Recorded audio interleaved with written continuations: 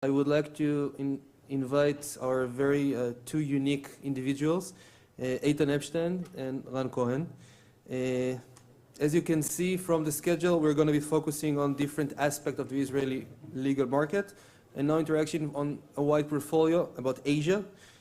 First, Attorney Eytan Epstein and Mr. Cohen will speak about the topic of Israel's trade policy with Asia today and tomorrow, and they both have a very unique perspective, I mean.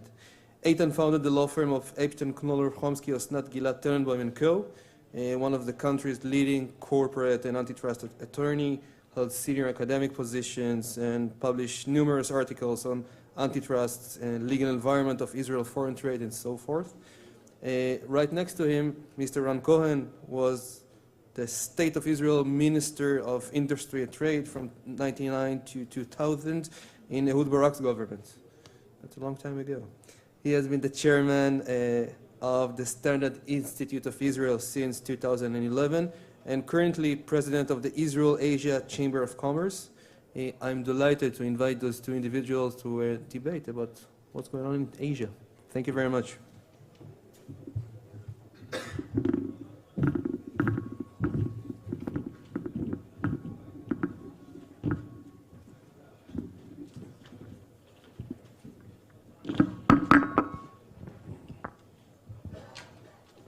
Shalom. Shalom, good afternoon. I don't know how many of you know the history of Cohen. A veteran member of the Knesset, I believe, almost 30 years. As a 25. As a legislator, head of several Knesset committees, including Security and Foreign Affairs Committee.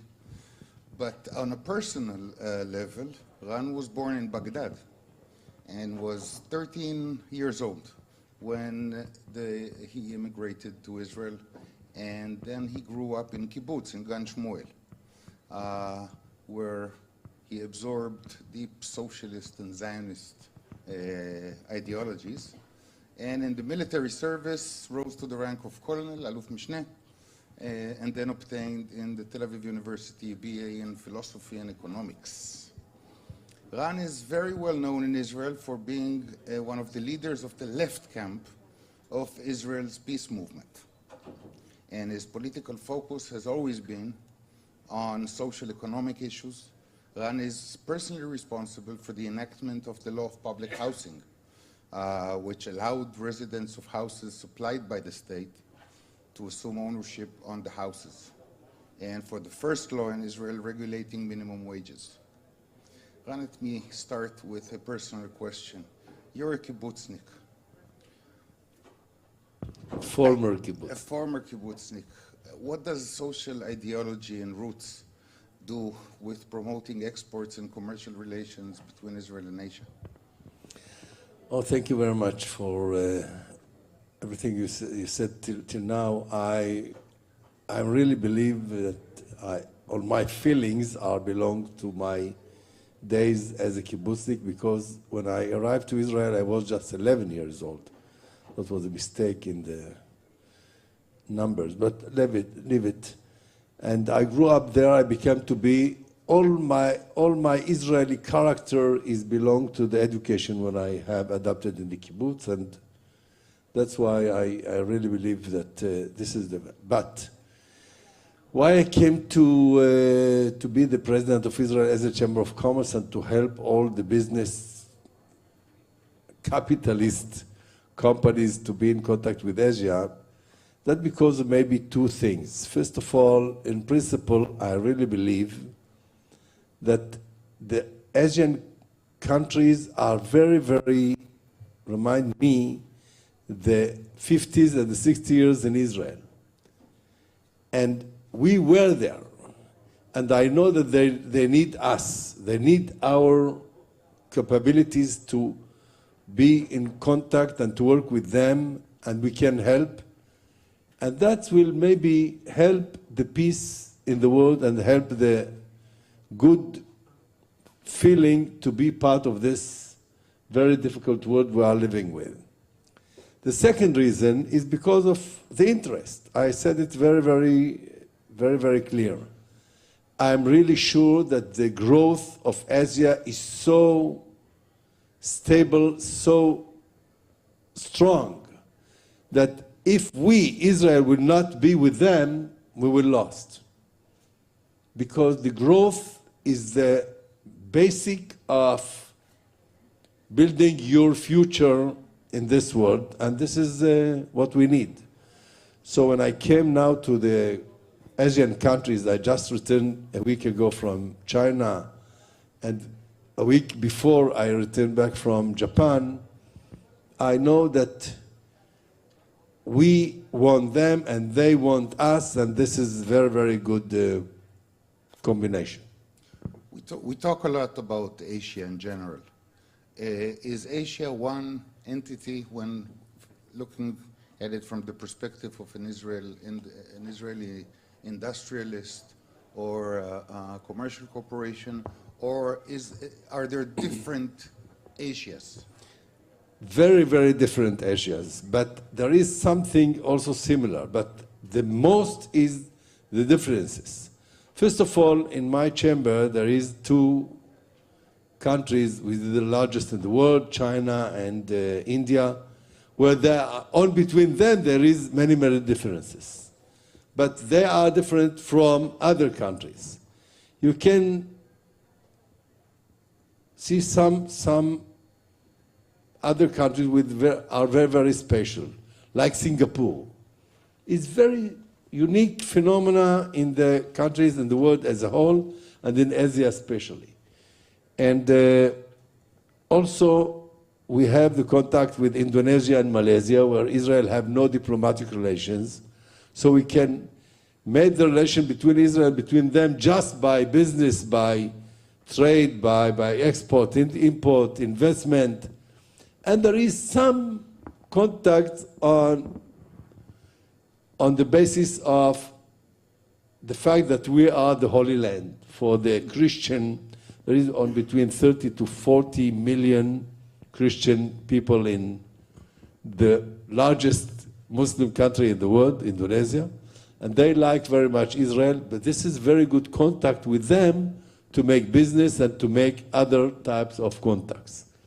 So you can find many various countries which is total differences. But the very interesting thing is when a company from Israel finds its place to work with China, and it's very easy to move from China to Vietnam, because this is the main system, Communist Party here, Communist Party there, capitalist economy here and capitalist economy there, and there is many similarities. But when you find the way to go to Korea, or to Thailand, or to the Philippines, this is a very, very big market, a very, very big people of 100 million people, which make your business, which make your contacts largest and very, very rich. Okay. Not just in the business meaning, rich in many other types of working. How does the chamber work as a go-between and a contact initiator between Asian opportunities and Israeli opportunities? Because our chamber is very independent. It does not belong to the government. We have some representatives of the government offices which have their representatives to be in contact with us and to take part with our activities. But we are totally independent. But we have the contact with them. And I can tell you the truth that I use my contact with the ministers and with the member of the Knesset because I know all of them from my past. And I can use it to make the chamber more rich and more interesting, and to make the contact for foreigners from Asia to have their own contact with our government if they need. But first of all, we have our various opportunities to work all together directly with Asia. First of all, by having delegations. There is some weeks that we have 3 or 4 delegations just from China. And there is weeks where we have from China and from India and from Korea on the same week. And we send delegation to the Asian countries. Several times, by the way, it's not just by one state. If that China, it's one state normally. But if that another countries, we can do it for several. So to send a delegation to India, it's very easy to do it also to Nepal, to Myanmar, and others. So we have many contacts. We have also a sister chambers in these countries. There is a Beijing, Israel Chamber of Commerce. And there is a Shanghai, Israel Chamber of Commerce. We have the contact with them, and we use it to help our companies and our bodies in Israel. It's not just by companies, it's also by bodies, universities, law firms, and others. We'd like to be in contact with the Asian countries. We open the door also to these chambers, or to meet the delegation who come from these countries to Israel, and to make the contact by B2B very, very easy. Most of the people here are international lawyers. As an Israeli lawyer, when I have a client that is looking for an opportunity somewhere in Asia, what will be my targets? How best do you think I can advise an exporter or another business entrepreneur as to approaching Asian counterparts? I think that there is no one system. So I can answer this question just by my opinion right now. I think that first of all, you have to learn the situation in every country. It's not so simple, because to learn the situation is not just to learn the business system. We find ourselves very busy with learning the character of these peoples and their own regime. And the culture of this people is very interesting. I give you just one example. I do learn during this time when I take this duty over my shoulders, the Chinese, by the way, is very strong phenomena that you cannot cross it. If you have no trust with the other side in China, you lost.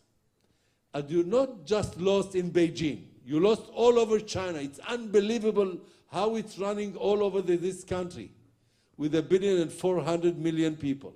But it's run all over. You can come to another side of China and you try to make contact and to make your business. They know that you was in Beijing or Shanghai or Chongqing or Guangzhou or other country, other city. I just returned from Guangzhou. It's 8 million people. It's all the population of Israel. But they know everything they know. But if you succeed to have your trust with these people, you can do everything. Or the problem of timing. We are the Israelis. We are very, very fast people. We need to complete a business and to run away. No, that's not the same in China. You can come and become to the full answers for all the details, but you have to wait. Why? Because this is their way of working. So if you not honor them, you lost. So to learn the culture of the other people is very, very important in the case of China, or not China, or in the case of Asia as a whole. I learned it for many, many places there. And they are not the same. So when you learn that in China, it's not the same in India. When you learn that in India, it's not the same, even in Nepal. I was, by the way, in India, and then I come to Sri Lanka. And I was sure that the Sri Lanka are Indian people who go to the south, and this is no. This is not the same people. This is not the same type of working, because the Sri Lanka people have more influences from Europe, more than the Indian, and the Indian more influences from the American, and every one of them have their own history, and they learn from their own history very, very deep. So we like to learn not just the system, not just the regime, who are with and who are against, but also to learn the character of the peoples.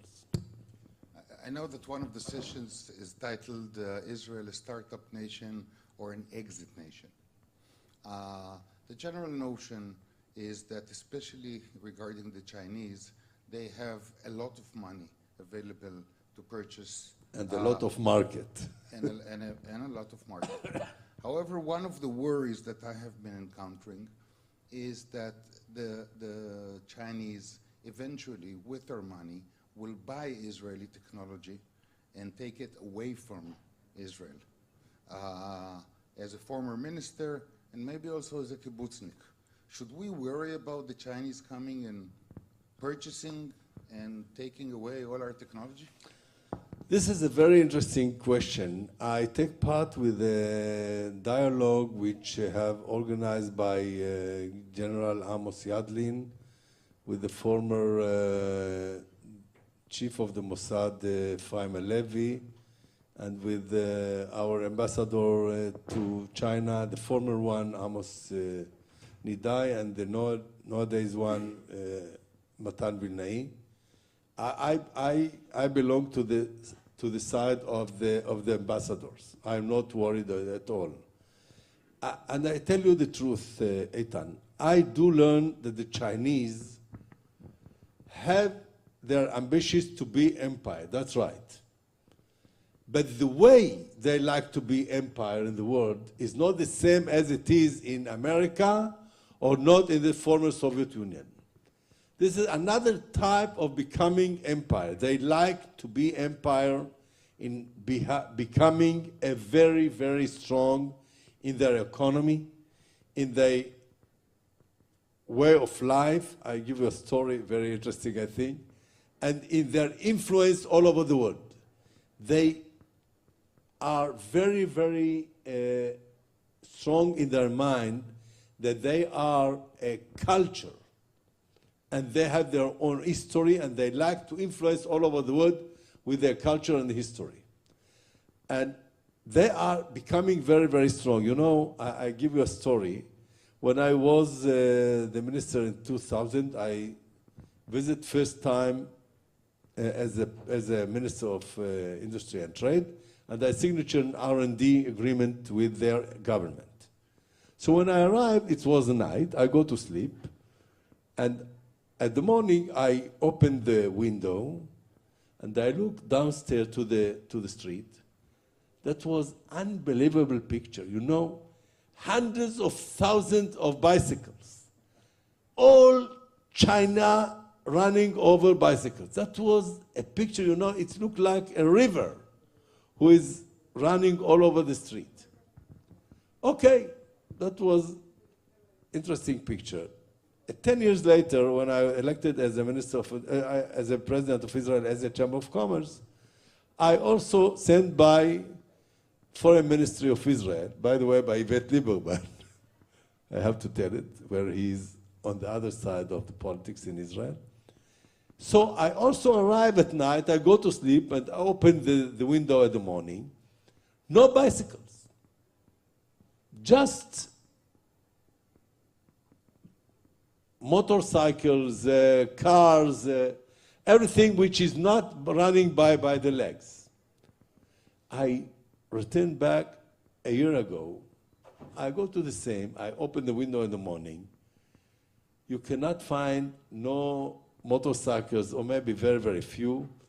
One bicycle, and all the others are the best cars in the world. The best car in the world. It's Porsche, Volvo, everything you like to imagine what is the best in the world. So that's very interesting. Why? Because the same people who were running all over the street by bicycles 15 years ago are the same people who are now driving in the best cars in the world. So the Chinese people are running up.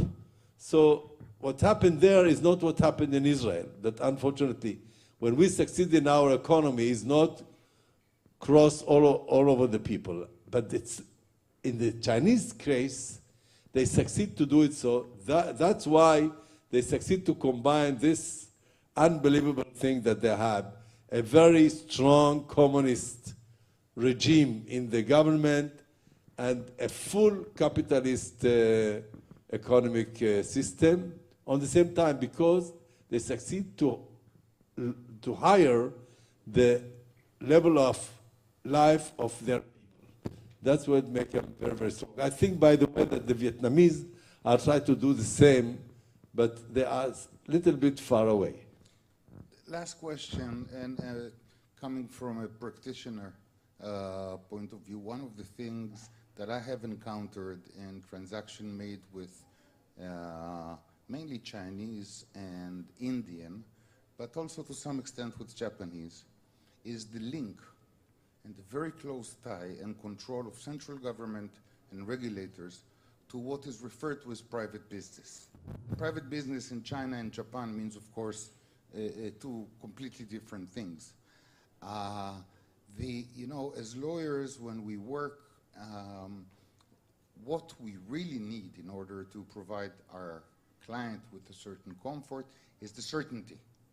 It's the legal certainty that if you provide a certain request to a regulator or to a government office, you know what the criteria is, and you can advise your client whether or not we stand a good chance of receiving it. In China, it's impossible. I can only think back only a year and a half ago on the attempt of the Chinese to purchase the control in Klal Insurance, which is a project being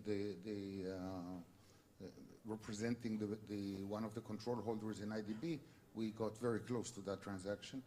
And one of the main obstacles was that we could never know whether the Chinese regulator would allow the transaction, and this is before going into the issues we had with the national, our own. The same things in India. You have a feeling when you negotiate sometime that when an obstacle in the negotiation arises, the Indians sometimes will come up with an excuse which comes from government or a regulator, and you don't know how to deal with it. Any insight from your point of view, or if anybody would like to comment?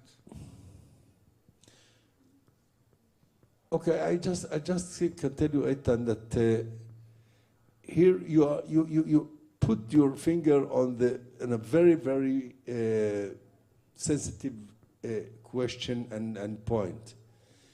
Because of the very special issue where we are trying to facing and to work with, that when we came to our government, Israeli government, and to try to be helped by the government for a business company in Israel, they try to take a step behind, not to enter, because they don't like to help one company when they not help all the companies. So that's a very difficult situation. But in Asia, in the case of Asia, we cannot agree with this policy. So what we try to do is to be helped by our government here, to help our companies and businesses to enter to the economy of the Asian economy, and even to be helped by the government of the Asian countries. to support. And in many cases, especially by the case of China, without the blessing of our government, you are very, very weak. They like to know that our government is help the step you are going to do with them. And here we use our ambassadors in the Asian countries to help our companies, our bodies who like to be. Why I mention also our bodies? Because in our chamber, we have not just a pure business companies. We have universities. We have law firm. We have architects' offices. We have many things which is not export and import, or not investment, and not a pure business. But sometimes you need to be helped by the government of the other side of the Asian countries. So we do it as much as possible. So the only suggestion I can tell you that the best way is to be member of our chamber, and we help as you like and as we can. Thank you very much. On this positive and optimistic note, I wish to thank you, Ran, for joining us today, and thank you. Thank you, and wish you the best.